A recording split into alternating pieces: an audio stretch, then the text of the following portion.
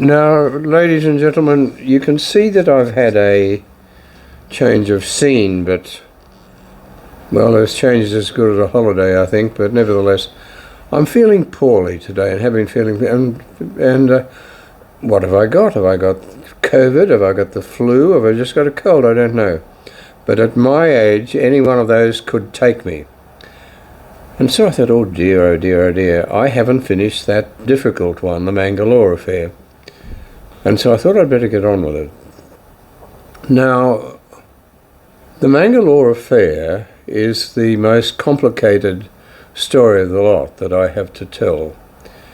It explains why Charleville is where it is, and it explains why Charleville, therefore, has known that flooding that has driven it crazy for, let me see, since Charleville began. You may have wondered, or you may wonder to know, why has this affliction been visited upon Charleville? Why is Charleville so constantly in fear of flooding, and why Charleville has been so often afflicted by quite severe flooding? And we don't need to remind anyone very much about the flooding of 1990. But it was all leading to that, of course. But how did it begin? What happened? How did Charleville come to be where it is? So the story is a fairly complicated one, and I'm going to deal with it probably in 2, maybe 3 sections, and I'm going to deal with it in layers. I'm going to deal with it in terms of what you may know from ordinary conversation and ordinary reading today, and then I'm going to deal with it as you might have known of it, well, in the 1860s, 1870s, if you had read a few newspapers and listened to the conversation in the district from time to time. And then finally I'm going to give you the real story, the full story, which remained hidden for at least 150 years, but eventually I got access to material from the government archives covering that particular period and that particular event. And of course, I also got access to, or rather I was able to interpret, an article which appeared contemporaneously in the Brisbane Courier in 1865. And by the time you put those two things together, the whole story it unravels and it's comprehensible. So it's a bit complicated, but it really is important. Of all of these items that I've done, the first thing, of course, was the first one, just in order to get the basic history of those early years settled. And then there are a few mysteries that followed from that required, to some extent, that required some speculation. There were dots that had to be joined, and I've joined those as best I can. Whether with 100% accuracy or not, I'm not sure. But nevertheless, they've been joined in what I think is a reasonable way. Other people may have different interpretations. Let them come forth, if they will. But you're stuck with mine for the moment. Now, this book, I've got it all here. That one. This is the volume 8. Now, that volume 8, of course, I've got all sorts of pink pages here in case I needed to read from it at some stage, although, heaven forbid, I wouldn't like to do that very often because it's a pain in the bum. Excuse me. That book is in the State Library in Brisbane, in the National Library in Canberra, and it's not in Charleville because I have some reservations there. I did send a copy, the volume 1 to Charleville once. It was ignored, and it was eventually found in a heap of sort of discarded papers. And I thought, oh dear, these books cost me a fortune to do, but I do them in the hope that they'll be read. But I did send it off to Historic House, but it ended up unread in a pile of discarded papers. but fortunately it was retrieved. But anyway, so I'm a bit hesitant, but I may one of these days get this material on, a floppy disk, or no, you don't have floppy disks anymore, on those, those USB disks, I think they call them, or I may put them on a DVD, but I don't even know whether people use DVDs these days. But one of these days I'll get the text of all of this stuff, of this volume 8 and the others, because you probably do not have to travel to Brisbane to read these things, if you were so inclined, of course, but nevertheless. Anyway, let me begin. What do you know today? What do people probably know today about Charleville and its location? Well, let's assume that you've given up on what I call the received history. The received history, of course, begins, I suppose, in a sense, with Alan Morrison's assertion in his essay of 1945 and 1947 that Charleville was founded or began in 1868 when Tully came out to Charleville and surveyed the site. Well, that's all nonsense. So let's move on to what actually happened. We know that in 1864, Tully was sent forth to establish a site or select a site he was sent forth to survey a site, excuse me, which was in a sense to become the capital of the Warrego district, the administrative capital of the Warrego district. There had been calls earlier in 1864 for such a capital, if you like to call it that, to be established, with the usual demands that we needed a post office, a courthouse and a lockup, and that was it. And people were fairly insistent because they said not to have a post office, not to have a courthouse and not to have a lockup caused them considerable inconvenience. They had to ride on a horse for 150 miles or whatever it may have been.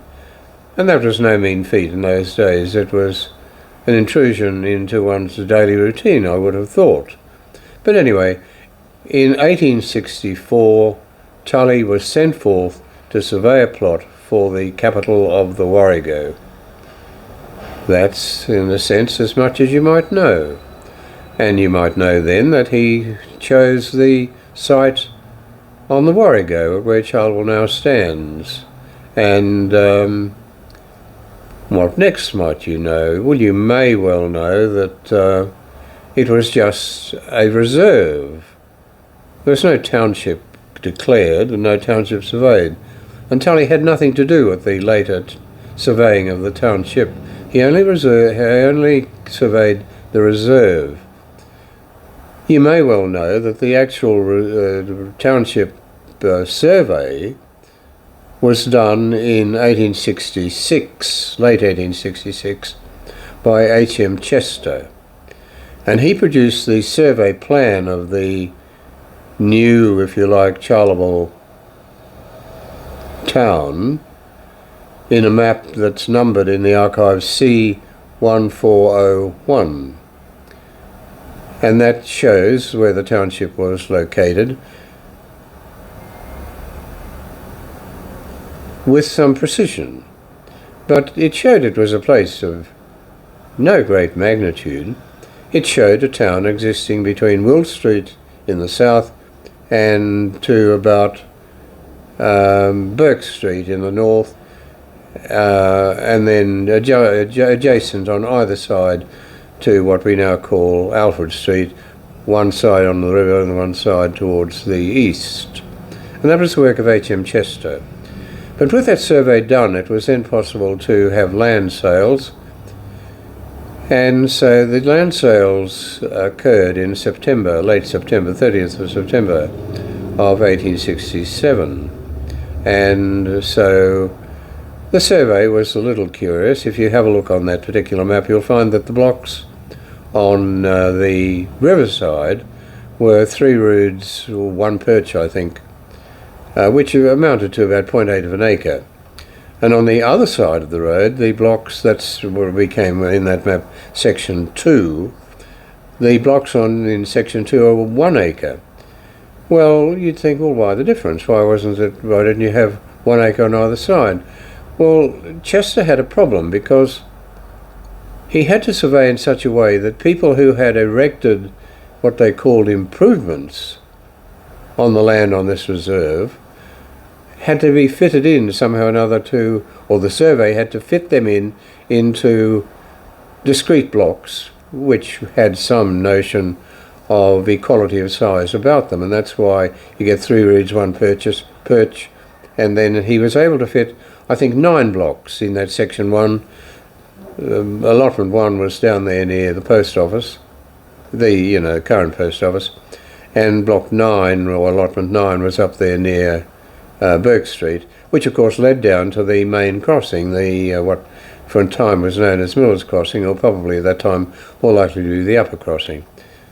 And so what else might you have known from that? You might have known, okay then, so there was the township, and well, here we are today, many floods later. But the story really begins though with Tully. I better tell you a little bit about Tully. Now what do we say? I think we say we declare an interest. Well, it's not a financial interest, it's just an historical interest. I've read a fair deal about Tully over the years, and I have no good opinion of him.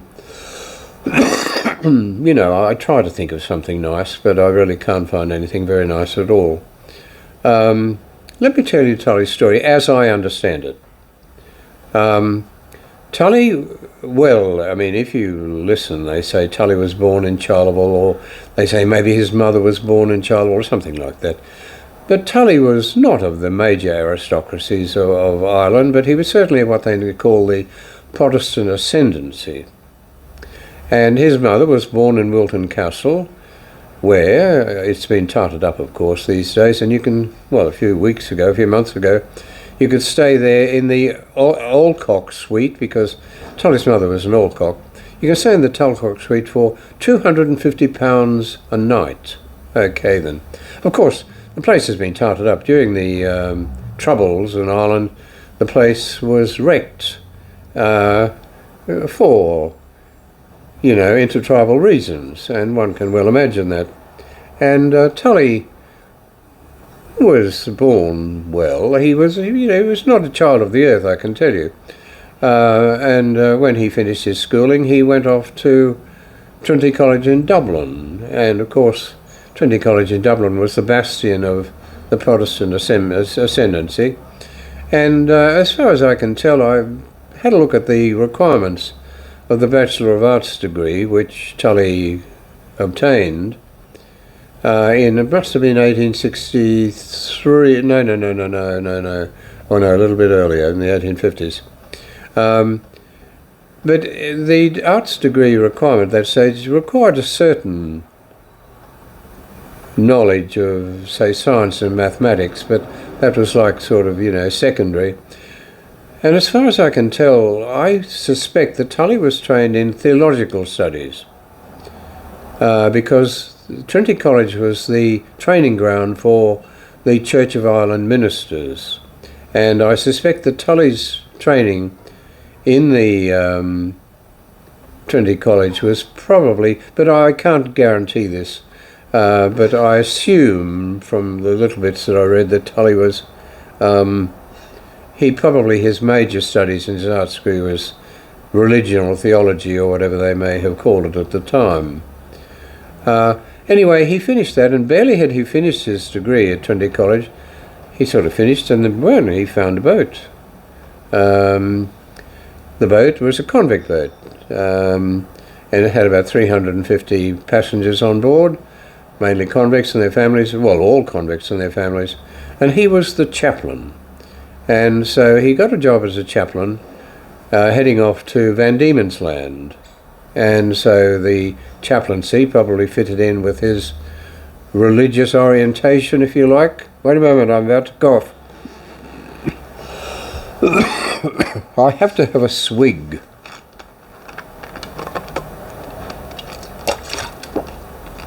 Okay then. Now this may seem a strange thing, not the cough. The young man, born well, Trinity College, mother from Wilton Castle and so on, suddenly takes flight, if you want, to Van Diemen's Land. You think, was he a willful lad? Was he running away from the law? Was it a, broken heart? What could it have been? Well, I don't think any of those things would apply to Tully. In Tully's career, nothing seems to have been done which was not preordained, if you like. Predestined, so to speak. Whatever Tully did, he did because it was prearranged. And you may be sure that when Tully jumped on that boat to go to Van Diemen's Land, it was not an act of spontaneity, it was part of a plan. Somebody in Hobart, or somebody in Hobart Town, was waiting for him. He had connections. Anyway, off he went, and he arrived in Hobart Town. And now listen, if I had been really diligent, I would have given you the name of the ship and I would have given you the date, but this was in the 1850s. And I could reach over and get it, but that's a pain in the bum. You look it up yourself if you want. Anyway, he seemed to have led the life of a gentleman of leisure, young graduate from Ireland arriving in Hobart Town, and as far as I can tell from reading of this and that, he spent quite a few months at leisure. Somebody was looking after him. He wasn't on the dole or anything like that. He spent the life of a young gentleman, a young blade about Hobart Town. And anyway, after about 8 months in Hobart Town, he decided, well, maybe I'd better earn a crust or something, if earning a crust was necessary. And he became, if you like, apprenticed or something like that, to a surveyor, and he did some surveying studies. Okay, then. Well, what do we know of his surveying work in Tasmania? Not a great deal, but we do know that, ultimately he became tied up with a group who were, they said, seeking gold in northwestern Tasmania, and Tully was much involved in that. Now, how much real surveying he did, we do not know. I do remember one account that he wrote of one surveying expedition that he did, but as I read it, it was mainly an account of how they lost the horses or the cart or something like this. It was fairly well written, but it's in one of the newspapers.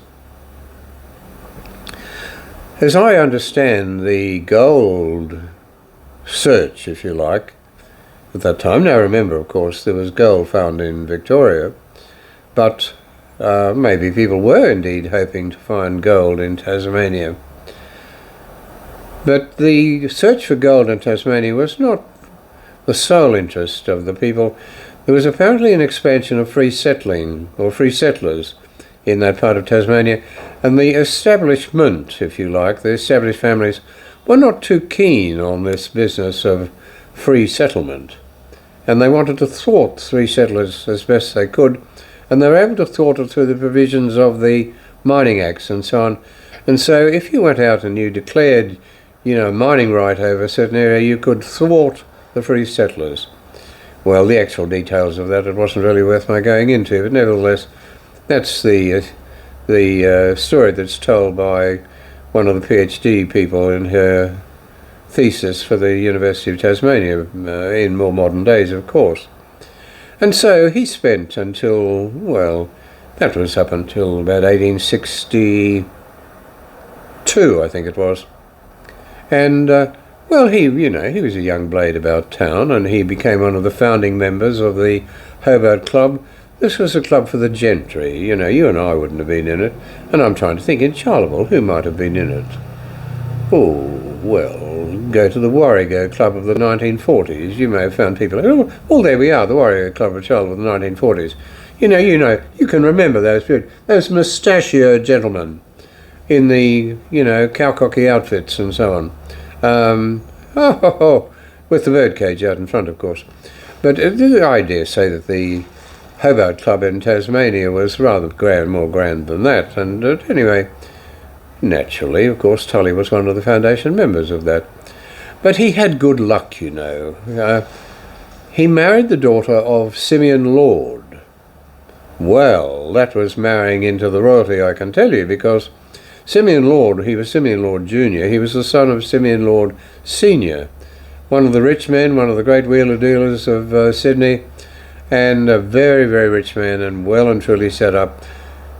And he had fingers in every pie, and he knew how to use. He was a convict, of course.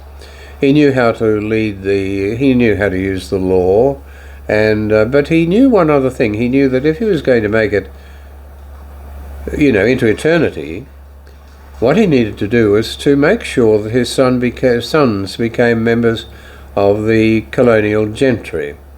And so he was very, very careful to be sure that his sons were very well educated, and they were packed off to England, and there they were educated at good colleges and universities, and back to the colonies they came. And they did very well. Now, the eldest of them was Simeon Lord, and he became a sort of pastoralist, and I don't know what else, down there in Hobart, or down there in, New Van Diemen's Land, Tasmania, whatever you want to call it. And they were established at Avoca. Oh, they had a nice little villa, if you like, it'd be very grand for the time. Anyway, Tully married the daughter. Well, okay then. That's what's known as marrying well. He married into money, and he married into power, and he married into influence. But then, strangely enough, I noticed that in 1862, the family was selling up at Avoca, and I thought, mistakenly for a time, and of course with all sorts of trouble, I thought that the plan was to leave Avoca and to move to Queensland. Not so. Not so. The father, that's Simeon Lord Jr., he moved down to Hobart to Vaucluse, where he became a magistrate, and you can read various cases there when Mr. Lord of Vaucluse was sitting on the bench with other JPs. But then you have our friend Tully, William Alcock Tully, married to the daughter of Simeon Lord. Well, once again, just as Tully made this wild, maybe, dash to Van Diemen's Land from Ireland, he then made another dash to the wilds of the north in Queensland. Well, I tell you, this is not in line with all that I know about Tully's life. Tully did nothing that wasn't already, as I say, preordained. And when he went to Queensland, you may be sure that it was all mapped out. There would have been a welcome mat available to him because connections were probably, or certainly, not probably, certainly available to him. And so, the next thing we know, we find him sailing from Sydney in 1863, arriving on the shores of Queensland, Brisbane and so on, wherever they landed in those days, Mud Island or something, I don't really know. Anyway, he arrived, but surely not at Mud Island or where they have the sewage treatment works there. I don't know. I'm sure it wasn't at the sewage treatment works, but anyway, down that way somewhere. Or maybe the boats could sail right up to Queen Street, to the customs house. I do know that's possible, I don't really know. But anyway, Tully arrived. Now, don't be under any illusion that Tully was, a waif, surveyor for hire, drifting through the world, and he just happens to drift to Queensland. Bullshit. That's to use a French term. Tully was welcomed. Now, who he was welcomed by, I can only guess at. But the young lad arrives, and he came with a very glowing reference from the Surveyor General of Tasmania. Ha! Surveyor General of Tasmania, friend of the Lords and member of the member of the Hobart Club. Of course, the reference was going to be glowing, as they say. Go to the Australian Dictionary biography, and whoever the biographer says, yes, he came with a glowing reference, I'll bet it was glowing. What it was worth, of course, was another matter altogether. But anyway, he arrived, and he had this glowing reference. Well, strange things happened to him. Within weeks, he had been appointed as the Commissioner of Crown Lands for Kennedy, up in the north. Well, that's a turn-up for the books, because Kennedy was a two-division lands section. There was Kennedy North, there was Kennedy South. And there was a Commissioner for Crown Lands for the North, and there was a Commissioner for Crown Lands for the South. And those positions had already been filled. Lo and behold, our mate Tully becomes a third Commissioner of Crown Lands for Kennedy, but there was no third section. But there was a reason. The Rockingham Bay Settlement Experiment, or whatever you may have called it. The place is now called Cardwell, but at that time, it was an experiment, sending up a few settlers up to Rockingham Bay, and it was all well publicised. It was a big face activity. Well, needless to say, the newly recruited young lad from, or not so young by this time, young lad from Trinity College in Dublin and the Lord family in Sydney and Hobart, was sent along as a surveyor. And sent along, of course, as the third Commissioner of Crown Lands. It sounds big time. But if you read the journals of the time, he was very much a supernumerary. He was up there for 4 months. He got back in April of 1864. They went up there in January of 1864, and he got back to Brisbane in April of 1864. And he didn't have much to do. And if you read the journals of the time, he was like a supernumerary. It was like a jolly. He was recruited, if you like, through influence, and he arrived in Brisbane, he wasn't just Commissioner of Crown Lands, he was a Justice of the Peace, and God only knows what not. He was almost regal. Anyway, off he went on this northern jolly. What's that, January, February, March, we'll say April. He spent about 3 months up there, we'll say, something like that. I don't know what he did, because it's not much recorded. As far as surveying is concerned, he surveyed one street. He surveyed in Cardwell, I don't know how many streets Cardwell has got now, but at that time, his surveying task was to survey one street. And he didn't select the site, I might add. It was a group decision. They found a nice stony ridge, about 1.5 miles long. They said this will be a good place for a township, which, from their point of view, was as well. It wasn't left to Tully. Okay, then. And then the settlers were to be given the allotments of their choice, and he surveyed a couple of allotments in that one street, and that was Tully's work. We know from the records that he went fishing once. Whether he caught anything, I don't know. On another occasion, he decided to, I don't know whether it was skinny dip, surely not. But anyway, he went for a bath, if you like, in the sea. He thought he was near a log, but in fact it turned out to be a crocodile. And anyway, the crocodile couldn't have been particularly hungry, or may have been repulsed, perhaps. I don't really know. But whatever it was, Tully hot-footed it out of the surf, or whatever it might have been. May not have been surf, but whatever. Tully hot-footed it out there. He lived to, another day. Anyway, while he was up in the north, more pennies from heaven fell upon him, because in March, the gods in Brisbane, and no doubt a friend, shall we say, of the Lords, remember the wife's name? He was appointed Commissioner for Crown Lands for the Warrego. Well, oh dear, look, I tell you what, when one penny falls, many pennies fall. Anyway, and you've got to remember too, that down in Hobart, Tully would have led a fairly comfortable life, and he would have travelled about, a member of the aristocracy, so to speak, and I'm sure he had not old carts or anything. He would have driven around in traps with fine horses and so on, and certainly he was under no hardship when he went up to Rockingham Bay, because they had a little boat, brought along behind them, carrying provisions. Well, no doubt the provisions were a bit more than salt beef and flour for damper and a bit of tea. I think they might have done a little better than that. But anyway, Tully got back to Brisbane in April of 1864, Commissioner for Crown Lands. But it was also about 1864 that I read, what was this fellow? Who did he call himself? This is a fellow called Will Weasel, Carl Churton.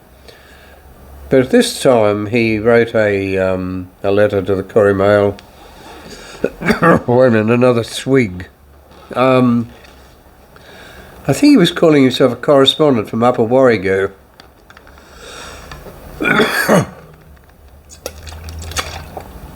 And he was demanding, the post office, the courthouse and all that sort of thing. And the lockup. And just one moment.